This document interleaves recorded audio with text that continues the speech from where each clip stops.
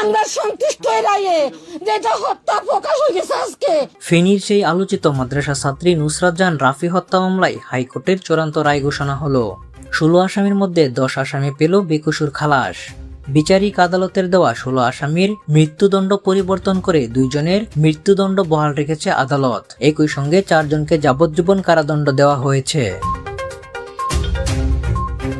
মৃত্যুদণ্ড বহাল থাকা 2 আসামি হলেন সোনাগাজী ইসলামিয়া ফাজিল মাদ্রাসার বহিষ্কৃত অধ্যক্ষ SM সিরাজউদ্দৌলা এবং শাহাদাত হোসেন শামীম। যাবজ্জীবন কারাদণ্ডপ্রাপ্ত 4 আসামি হলেন উম্মে সুলতানা পপি, নুরুদ্দিন, জাবেদ হোসেন এবং সাইফুর রহমান জুবায়ের। অন্যদিকে সাবেক স্থানীয় আওয়ামী লীগ নেতা রুহুল আমিন ও কাউন্সিলর মাকসুদুল আলম সহ বাকি 10 জনকে বেকসুর খালাস দিয়েছে আদালত। 2019 সালের 24শে অক্টোবর নিম্ন আদালত 16 আসামির সবাইকে মৃত্যুদণ্ড দিয়েছিলেন।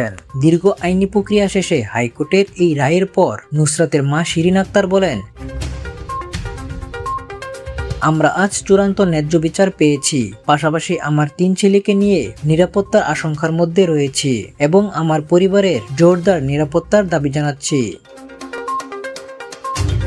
এখন শুধু আমাদের নিরাপত্তার প্রয়োজন।